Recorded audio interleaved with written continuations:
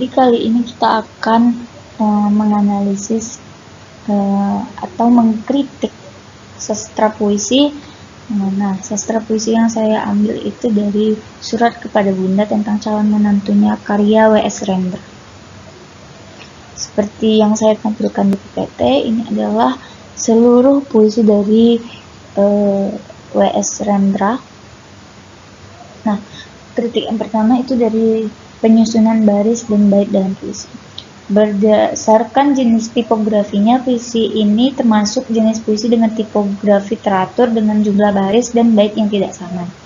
Alasannya, pada puisi tersebut, pengarang masih menggunakan persamaan bunyi atau rima, jumlah kata dan penyusunan kata meskipun baris dan baitnya tidak sama. Yang kedua, kata dan diksinya. Dalam puisi ini, pengarang lebih banyak menggunakan kata-kata yang sudah familiar dan mudah dipahami oleh pembaca, meskipun ada juga beberapa kata-kata yang mengalami difamiliar. Sementara itu, diksi yang digunakan pengarang kebanyakan bermakna konotatif. Misalnya, ia melukiskan kehidupannya dahulu dan berubah saat ia telah menemukan jodohnya. Dengan kapal yang berlayar yang telah berlabuh ditambatkan. Ia juga melukiskan dirinya sewaktu belum menemukan jodohnya dengan istilah burung dara yang nakal. Yang ketiga, bahasa kiasan dan bahasa retorik. Bahasa kiasan yang terdapat di dalam puisi ini yaitu contohnya perbandingan.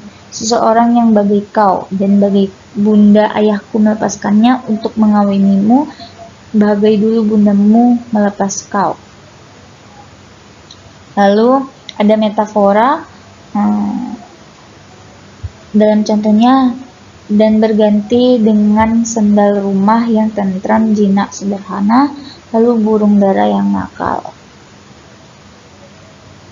Terus personifikasinya tuh, terpupuslah sudah masa-masa sepiku, hendaknya berhenti gemetar rusuh, dan sepatu yang berat serta nakal.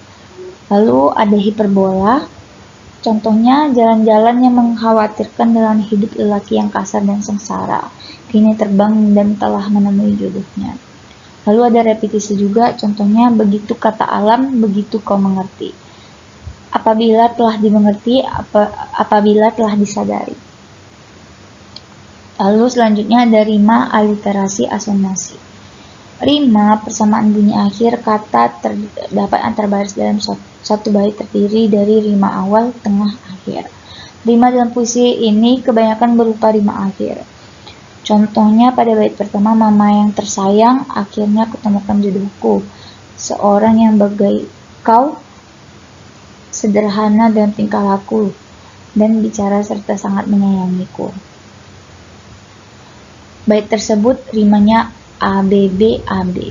Selanjutnya pada bait-bait berikutnya dan seterusnya juga mempunyai rima akhir. Aliterasi atau persamaan bunyi konsonan pada satu baris puisi. Terpupulah pada sudah masa-masa sepiku telah berlabuh dan ditambatkan. Asonansi, persamaan bunyi vokal pada suatu baris puisi, yaitu contohnya mama yang tersayang, sederhana dalam tingkah laku dan bicara, dan tiada akan pulang, buat selama-lamanya yang ternama dan perkasa. Yang kelima itu ada imaji atau citraan atau bayangan yang muncul dalam pikiran pembaca puisi. Contohnya ada imaji penglihatan, karena kapal yang berlayar telah berlabuh dan ditambatkan jalan-jalan mengkhawatirkan, kini terbang menemui jodohnya bila malam telah datang. Lalu imaji pendengaran, dan panggillah ia dengan kata anakku, kisahkan kepadanya, riwayatkan para leluhur kita.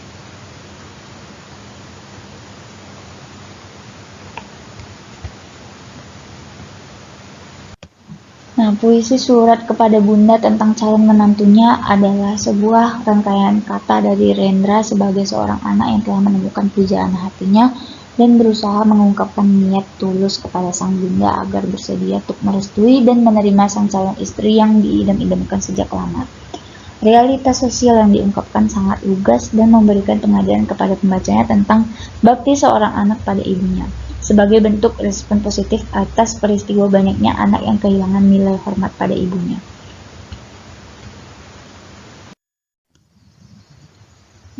kita masuk kepada materi selanjutnya, yaitu parafrase puisi. Nah, parafrase adalah penulisan ulang bagian tertentu dari tulisan orang lain. Proses ini dilakukan dengan menyusun kalimat menggunakan kata-kata sendiri tanpa mengubah arti aslinya dan juga tidak menghapus informasi apapun.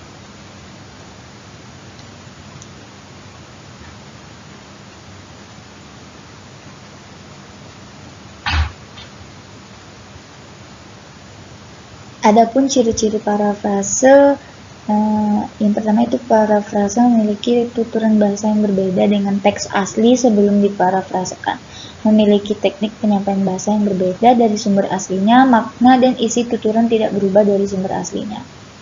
Nah, jadi saya mengambil puisi yang ditulis oleh Sapardi Djoko Damono, yaitu Hujan Bulan Juni. Nah, pada puisi ini menurut saya diksi yang diambil itu kebanyakan sudah pas, tetapi terdapat dua kata yang saya ganti atau menurut saya lebih baik. Nah, kita bacakan dulu puisinya, yaitu tak ada yang lebih tabah dari hujan bulan Juni. Dirahasiakannya rintik rindunya kepada pohon berbunga itu. Tak ada yang lebih bijak dari hujan bulan Juni. Dihapusnya jejak-jejak kakinya yang ragu-ragu di jalan itu. Tak ada yang lebih arif dari hujan bulan Juni. Dibiarkannya yang tak terucapkan diserap akar pohon bunga itu. Nah, jadi pada puisi ini saya memparafrase, yaitu yang pertama itu dirahasiakannya, saya ganti menjadi ia merahasiakan. Tak ada yang lebih tabah dari hujan bulan Juni. Ia merahasiakan merintik rindunya kepada pohon berbunga itu. Lalu tak ada yang lebih bijak dari hujan bulan Juni. Ia hapuskan jejak-jejak kakinya yang ragu di jalan itu. Tak ada yang lebih arif dari hujan bulan Juni. Dibiarkannya yang tak terucapkan diserap akar pohon bunga itu. Nah, jadi puisi Hujan Bulan Juni ini menggambarkan akan sebuah penantian seseorang yang hanya dengan kekuatan doa, sabar, dan ikhlas. Di sini dia menceritakan seseorang yang saling mencintai satu sama lain, mereka saling rindu dan khawatir.